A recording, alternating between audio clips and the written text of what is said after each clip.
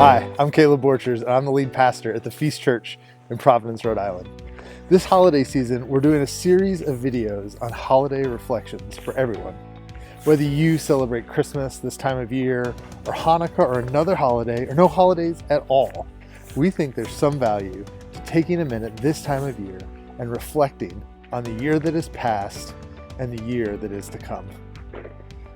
We've been using the 4 themes of Advent to guide our discussion. Advent is a season of anticipation and waiting. We've talked about living in hope and in peace during this season.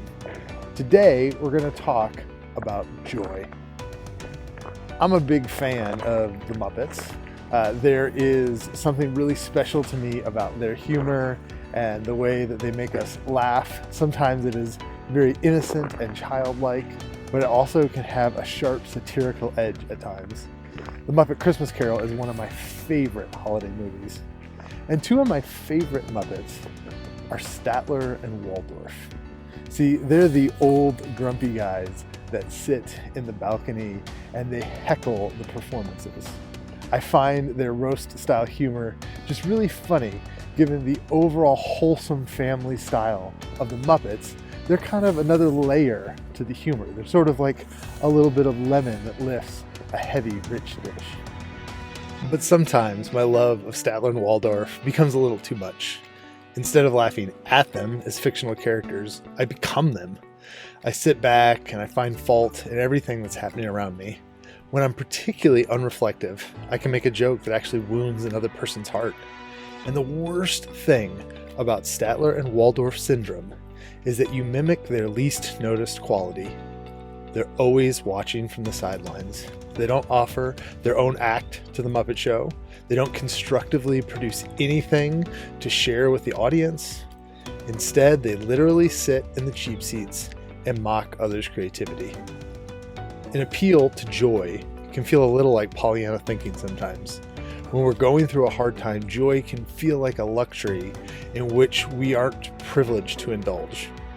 But I think that's precisely the wrong attitude. Joy is not what those without problems experience in their comfort.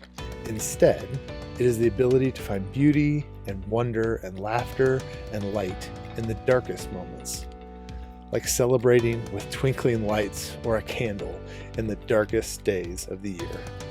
Joy, in reality, is the force that helps those in crisis to keep going. I don't really know how to produce joy, but I know how to kill it. And that brings us back to our Muppet friends. See, joy is killed when we see something positive and we look for a way to criticize it. We often drown our joy in cynicism or sarcasm or judgment. Joy is something we tend to find when we participate in human endeavors, and something that disappears when in our pain we pull away from each other in order to mock others from a distance. There is a joy in dancing or coloring with a 3-year-old. We experience a little sunshine from heaven when we can tell a child that their work is beautiful and fascinating.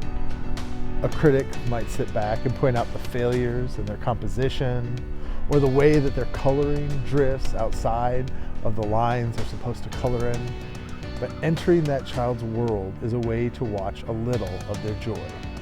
This is why so many great thinkers have encouraged us to become like little children. Your circumstances are probably never going to be such that you're just overcome by how easily and perfectly things are going. We don't actually find joy in the absence of struggle.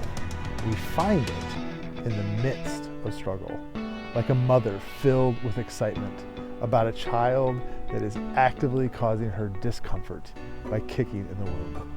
As we explore what it means to live in a pregnant season, may you find some joy by participating in the lives of others.